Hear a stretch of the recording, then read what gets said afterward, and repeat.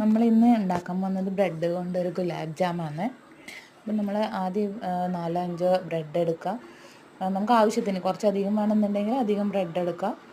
പൊടി പൊടിയാക്കി വെച്ച് കുറച്ച് പാലും കൂട്ടി നന്നായി ഒന്ന് കുഴച്ച് ഒരു നമ്മൾ ചപ്പാത്തിക്കൊക്കെ കുഴക്കുന്ന പോലെ ആക്കി അതിൽ ചെറിയ ചെറിയ ഉരുളി എടുത്ത് നമ്മൾ ചൂടായ എണ്ണയിലോട്ട് ഇട്ട് കൊടുക്കുകയാണ്.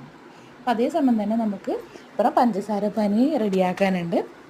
എന്നിട്ട് നമ്മൾ ഒരു 4-5 അല്ലെങ്കിൽ നമുക്ക് ആവശ്യത്തിനനുസരിച്ച് അല്പം വെള്ളം എടുക്കാം. വെള്ളം എടുത്തിട്ട് അതിലേക്ക് പഞ്ചസാര ഇട്ട് നന്നായി പഞ്ചസാര പാനി ഉണ്ടാക്കാം. അപ്പം നമ്മൾ ഉണ്ടാക്കുന്ന സമയം കൊണ്ട് തന്നെ നമ്മൾ മറ്റൊരു ചെറിയ ബ്രെഡ് കൊണ്ടുണ്ടാക്കിയ ഉണ്ട നന്നായി ചുവന്ന കളറിൽ കാണുന്ന പോലെ ചുവന്ന കളറാകുമ്പോൾ നമുക്ക് കോരിയെടുത്തിട്ട് ഈ പഞ്ചസാര പാനിയിലേക്ക് ഇട്ട് കൊടുക്കുക. കുറച്ച് സമയം അങ്ങനെ വെച്ച് നമുക്കത് നല്ല സോഫ്റ്റ് ആയിട്ടുള്ള ഗുലാബ് ജാം റെഡി.